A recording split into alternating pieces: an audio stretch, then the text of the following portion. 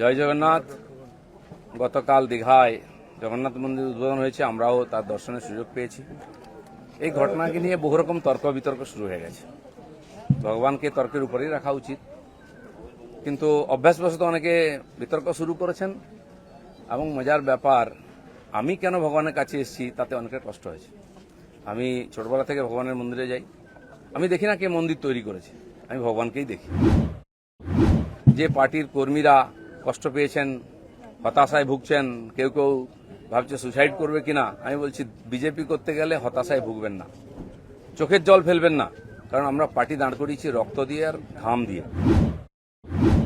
দিলীপ ঘোষ 42 বছর ধরে ঘরবাড়ি ছেড়ে সমাজের কাজ করছে, 10 বছর রাজনীতি করছে।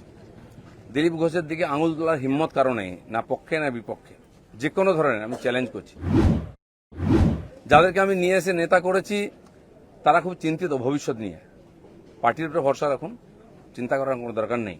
আর দিলীপ ঘোষ পার্টি ছাড়বে কিনা, কোথায় যাবে, অনেকে দুশ্চিন্তাগ্রস্ত, অনেকে আনন্দিত। দুশ্চিন্তা করার দরকার নেই, আনন্দিত হওয়ার দরকার নেই।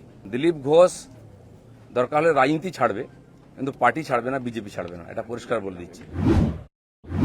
কিছু লোক হয়তো চাইছেন আমি পার্টি ছাড়লে জায়গাটা খালি হবে, সুবিধা হবে। সেটা হওয়ার চান্স নেই, কারণ আমাদের কাছে মিশন পশ্চিমবাংলায় যতদিন না রাজনৈতিক পরিবর্তন হচ্ছে লড়াই চলবে। আর যে আমার লক্ষ লক্ষ সাথী 10 বছর ধরে আমার সঙ্গে লড়াই করেছেন, রক্ত দিয়েছেন, ঘাম দিয়েছেন, প্রাণ দিয়েছেন, পরিবারকে রাস্তায় বসিয়ে দিয়েছেন, সেটাই আমাদের কাছে প্রেরণা।